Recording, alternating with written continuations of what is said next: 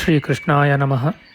ವಸುದೇವಸುತಂ ದೇವಂ ಕಂಸಚಾಣೂರಮರ್ದನಂ ದೇವಕೀ ಪರಮಾನಂದಂ ಕೃಷ್ಣಂ ವಂದೇ ಜಗದ್ಗುರುಂ.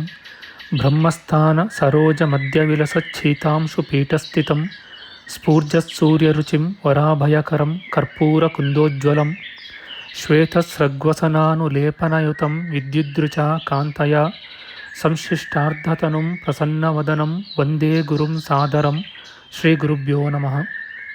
ಲಂಬೋದರಂ ಪರಮಸುಂದರಮೇಕದಂತಂ ರಕ್ತಾಂಬರಂ ತ್ರಿನಯನಂ ಪರಮಂ ಪವಿತ್ರಂ ಉದ್ಯದ್ದಿವಾಕರಕರೋಜ್ವಲಕಾಯಕಾಂತಂ ವಿಘ್ನೇಶ್ವರಂ ಸಕಲವಿಘ್ನಹರಂ ನಮಾಮಿ. ತ್ವಾಂ ದೇವ ವಿಘ್ನಧಲನೇತಿ ಚ ಸುಂದರೇತಿ ಭಕ್ತಿಪ್ರಿಯೇತಿ ಸುಖದೇತಿ ಫಲಪ್ರದೇತಿ ವಿದ್ಯಾಪ್ರದೇತ್ಯಗಹರೇತಿ ಚ ಯೇ ಸ್ತುವಂತಿ ತೇಭ್ಯೋ ಗಣೇಶವರದೋ ಭವನಿತ್ಯಮೇವ. ಶ್ರೀಮಹಾಗಣಪತಯೇ ನಮಃ. ಯಾ ಕುಂದೇಂದು ತುಷಾರಹಾರಧವಳ ಯಾ ಶುಭ್ರವಸ್ತ್ರಾವೃತ ಯಾ ವೀಣಾ ವರದಂಡಮಂಡಿತಕರ ಯಾ ಶ್ವೇತಪದ್ಮಾಸನ ಯಾ ಬ್ರಹ್ಮಾಚ್ಯುತಶಂಕರಪ್ರಭೃತಿಭಿಃ ದೇವೈಃ ಸದಾ ವಂದಿತಾ ಸಾ ಮಾಂ ಪಾತು ಸರಸ್ವತೀ ಭಗವತಿ ನಿಶ್ಶೇಷಜಾಡ್ಯಾಪಃ. ಶ್ರೀ ಸರಸ್ವತ್ಯೇ ನಮಃ. ವೇದಾರ್ಥತತ್ವವಿಶದೀಕರಣೇನ ಪುಂಸಾಂ ಉಚ್ಚೈರ್ಗತಿಂ ಜಗತಿ ಯೋ ದಯಯಾ ವಿಧಾತುಂ ರಮ್ಯಾಂ ಪುರಾಣಪದವೀಂ ಪ್ರಣಿನಾಯ ತಸ್ಮೈ ಲೋಕೇಶವೈಭವಪುಷೇ ಋಷಯೇ ನಮಸ್ತಾತ್. ತಸ್ಮೈ ವ್ಯಾಸಾಯ ಮುನಯೇ ಸರ್ವಜ್ಞಾಯ ಮಹರ್ಷಯೇ ಪಾರಾಶರ್ಯಾಯ ಶಾಂತಾಯ ನಮೋ ನಾರಾಯಣಾತ್ಮನೇ. ಶ್ರೀವ್ಯಾಸಾಯ ನಮಃ. ನಾರಾಯಣಂ ನಮಸ್ಕೃತ್ಯ ನರಂ ಚೈವ ನರೋತ್ತಮಂ ದೇವೀಂ ಸರಸ್ವತೀಂ ವ್ಯಾಸಂ ತತೋ ಜಯಮುದೀರಯೇತ್. ಕನಕರುಚಿದುಕೂಲಃ ಕುಂಡಲೋಲ್ಲಾಸಿಗಲ್ಲಃ ಶಮಿತಭುವನಭಾರಃ ಕೋಪಿ ಲೀಲಾವತಾರಃ ತ್ರಿಭುವನಸುಖಕಾರಿ ಶೇಷಶಾಯೀ ಮುಕುಂದೋ ಪರಿಕಲಿತರಮಾಂಗೋ ಮಂಗಲಂ ನಸ್ತನೋತು. ನಮಾಮಿ ಗೋವಿಂದಪದಾರವಿಂದಂ ಸದೇಂದಿರಾನಂದನಮುತ್ತಮಾಡ್ಯಂ ಜಗಜ್ಜನಾನಾಂ ಹೃದಿ ಸನ್ನಿವಿಷ್ಟಂ ಮಹಾಜನೈಕಾಯನಮುತ್ತಮೋತ್ತಮಂ. ನಮಸ್ತೆ ಚಕ್ರಹಸ್ತಾಯ ಶಾಂಗಹಸ್ತಾಯ ತೇ ನಮಃ. ನಂದಹಸ್ತಾಯ ತೇ ವಿಷ್ಣೋ ಶಂಖಹಸ್ತಾಯ ತೇ ನಮಃ. ಓಂ ನಮೋ ವಾಸುದೇವಾಯ ನಮಃ ಸಂಕರ್ಷಣಾಯ ಚ ಪ್ರದ್ಯುಮ್ನಾಯ ನಮಸ್ತುಭ್ಯಂ ಅನಿರುದ್ಧಾಯ ತೇ ನಮಃ. ದಂಷ್ಟ್ರಾಗ್ರೇಣೋ ಧೃತಾ ಗೌರು ದಧಿಪರಿವೃತಾ ಪರ್ವತೈರ್ನಿಮ್ನಗಾಭಿಃ ಸಾಕಂ ಮೃತ್ಪಿಂಡವದ್ಬೃಹದುರ್ವಪುಷಾನಂತರೂಪೇಣ ಯೇನ ಸೋಯಂ ಕಂಸಾಸುರಾರಿರ್ಮುರನರಕದಶಾಸ್ಯಾಂತಕೃತ್ಸರ್ವಸಂಸ್ಥಃ ಕೃಷ್ಣೋ ವಿಷ್ಣುಃಸುರೇಶೋ ನುದತು ಮಮ ರಿಪೂನ್ ಆದಿದೇವೋ ವರಾಹಃ. ನಮಸ್ತಸ್ಮೈ ವರಾಹಾಯ ಲೀಲಯೋದ್ಧರತೆ ಮಹೀಂ ಖುರಮಧ್ಯಗತೋ ಯಸ್ಯ ಮೇರುಖಣಖಣಾಯತೆ. ಶ್ರೀ ವರಾಹಮೂರ್ತಯೇ ನಮಃ. ಪ್ರಿಯ ಬಾಂಧವರೇ, ನಮ್ಮ ಈ ಶ್ರೀ ಲಾಲೀಕೃಷ್ಣ ಚಾನಲ್ಗೆ ಸ್ವಾಗತ. ಇಂದಿನ ವಿಡಿಯೋದಲ್ಲಿ ನಾವು ಶ್ರೀ ವರಾಹ ಮಹಾಪುರಾಣದ 195ನೆಯ ಅಧ್ಯಾಯವಾದ ನಚಿಕೇತನು ತಂದೆಗೂ ಋಷಿಗಳಿಗೂ ಯಮಲೋಕದ ವಿಚಾರವಾಗಿ ಹೇಳಲಾರಂಭಿಸಿದುದು ಮತ್ತು ಅವರ ಪ್ರಶ್ನೆಯ ವಿಚಾರ ಮಾಡೋಣ. ಶ್ರೀಕೃಷ್ಣಾಯ ನಮಃ. ನಚಿಕೇತನು ಹೇಳುತ್ತಾನೆ, ತಪೋನಿರತರಾದ ಬ್ರಾಹ್ಮಣರೇ, ಧೀಮಂತನೂ ದೇವನೂ ಆದ ಆ ಧರ್ಮರಾಜನಿಗೆ ವಂದಿಸಿ ನಾನು ಹೇಳುವುದನ್ನು ಕೇಳಿ. ಯಥಾಶಕ್ತಿಯಾಗಿ ಸಂಸಾರ ವಿಚಾರವನ್ನು ಸಾರವಾಗಿ ಹೇಳುತ್ತೇನೆ, ತಿಳಿಯಿರಿ. ನಿರ್ಮಲರೇ, ಅಸತ್ಯವಾದಿಗಳು ಜಂತುಗಳನ್ನು, ಸ್ತ್ರೀಯರನ್ನು, ಬಾಲಕರನ್ನು, ಬ್ರಾಹ್ಮಣರನ್ನು ಕೊಲ್ಲುವ ಪಾಪಿಗಳು, ನಂಬಿಕೆಗೆ ದ್ರೋಹ ಮಾಡುವವರು, ಶಠರು, ಕೃತಜ್ಞರು, ಪರಸ್ತ್ರೀಗಾಮಿಗಳು, ಕನ್ಯಾದೂಷಕರು, ಪಾಪಾಸಕ್ತರು, ವೇದ ಮಾರ್ಗ ಹಿಂಸಕರು, ಶೂದ್ರರಿಂದ ಯಜ್ಞ ಮಾಡಿಸುವವರು, ಯಜ್ಞ ಅನಧಿಕಾರಿಗಳಿಂದ ಯಜ್ಞ ಮಾಡಿಸುವವರು, ಅತ್ಯಾಸೆಯಿಂದ ಹಾಹಾಕಾರ ಮಾಡುವ ದ್ವಿಜರು, ಕುಷ್ಠರೋಗಿಗಳು, ಮದ್ಯಪಾಯಿಗಳು, ವೀರಘಾತುಕರಾದ ದ್ವಿಜರು, ಬಡ್ಡಿಯಿಂದಲೇ ಜೀವಿಸುವವರು, ವಕ್ರದೃಷ್ಟಿಯುಳ್ಳವರು, ತಾಯಿಯನ್ನೋ ತಂದೆಯನ್ನೋ ಪತಿವ್ರತೆಯಾದ ಹೆಂಡತಿಯನ್ನೋ ಪರಿತ್ಯಜಿಸುವವನು,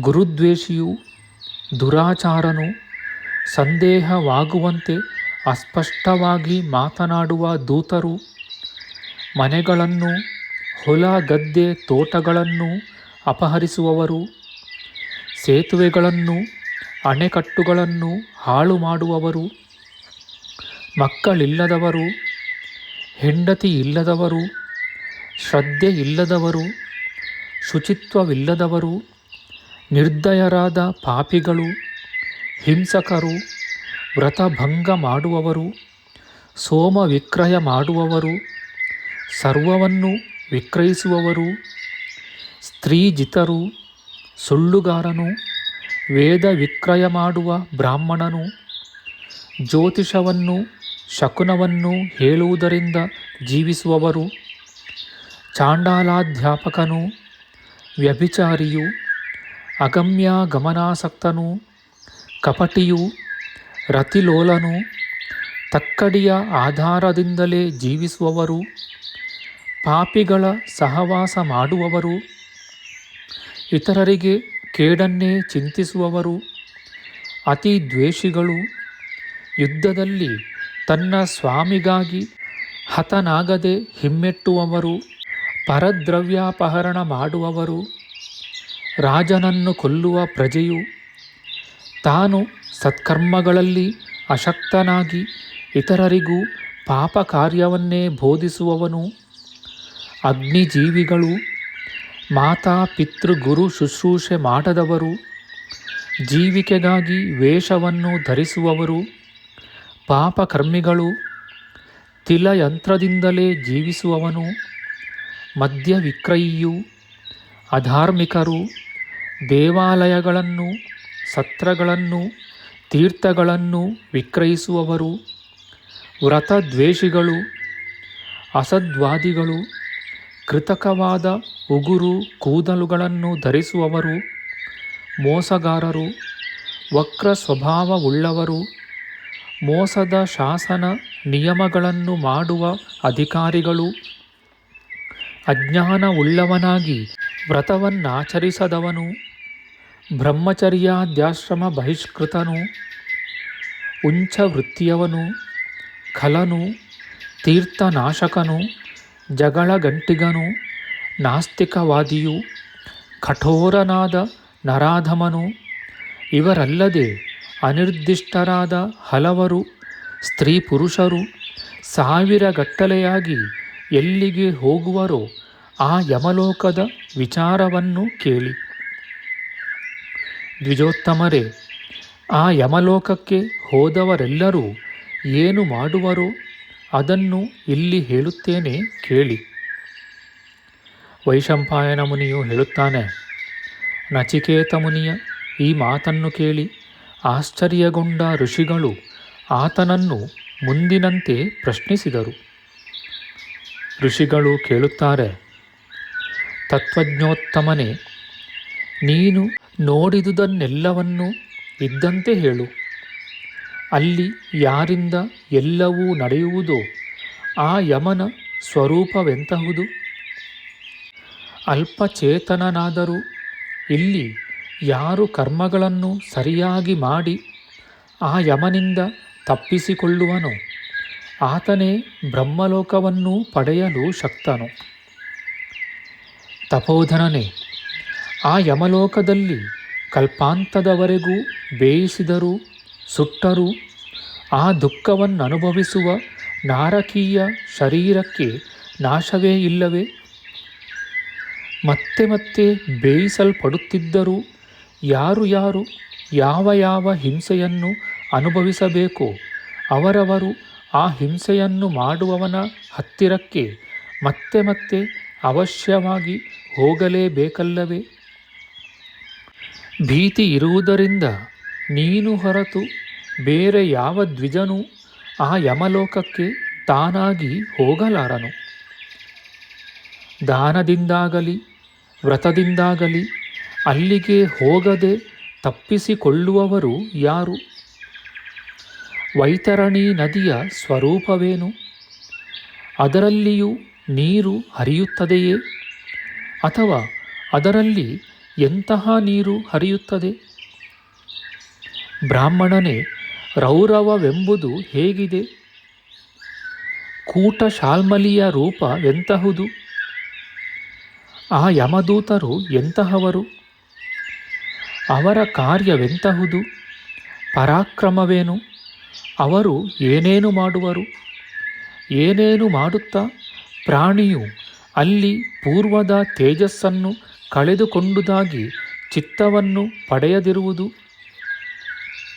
ಅಜ್ಞಾನದಿಂದ ಮೋಹಿತರಾದವರು ದೋಷವನ್ನು ಸತ್ಯವನ್ನು ಅರಿಯದೆ ಆಯಾ ದೋಷಗಳಿಂದ ಕೂಡಿದವರಾಗಿ ಸ್ವಲ್ಪವೂ ಧೈರ್ಯವೇ ಇಲ್ಲದವರಾಗಿರುತ್ತಾರಲ್ಲವೇ?